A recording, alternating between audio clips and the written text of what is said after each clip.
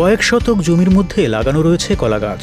দূর থেকে মনে হয় এটি কোনো চাষাবাদের মাঠ, কিন্তু এটি কোনো চাষের জায়গা নয়। এই স্থানে এক সময় ছিল বাউল সম্রাট লালন ফকিরের আখড়া। কি শুনতে অবাক লাগছে? লালন ফকির মানেই কুষ্টিয়ার ছেউরিয়ার কথা মনে আসছে। আপনি অবাক হলেও সত্যি, এখানে লালন শাহ ফকির আসতেন এবং আধ্যাত্মিকতা, মানবতাবাদ ও অসাম্প্রদায়িকতার বাণী প্রচার করতেন। ঝিনাইদহের শৈলকুপা উপজেলার চরচুরিয়া গ্রামের স্থানটির জমির পাট্টা দলিলে রয়েছে ফকির লালন শাহের স্বাক্ষর। তবে আখড়াটি এখন হারিয়ে গেছে।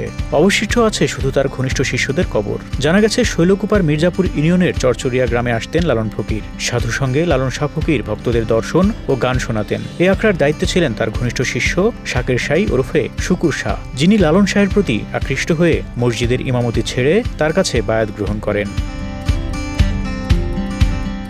কথিত আছে চরচুরিয়া গ্রামের আখড়াটি লালন ফকিরের দ্বিতীয় আখড়া, যেখানে লালন ফকির আসতেন ঘোড়ায় চড়ে। লালন ফকির মারা যাওয়ার পর ঘোড়াটি খাবার খাওয়া বন্ধ করে দিলে ঘোড়াটিকে পাঠিয়ে দেওয়া হয় তার শিষ্য শুকুর শাহের কাছে। কিছুদিন পর ঘোড়াটিও মারা গেলে কবর দেওয়া হয় চরচুরিয়া গ্রামের এই স্থানটিতে। তবে লালন ফকিরের স্মৃতি বিজড়িত এই স্থানের আখড়াটি এখন বিলুপ্ত হয়ে গেছে। জায়গা জমি সব দখল হয়ে গেছে।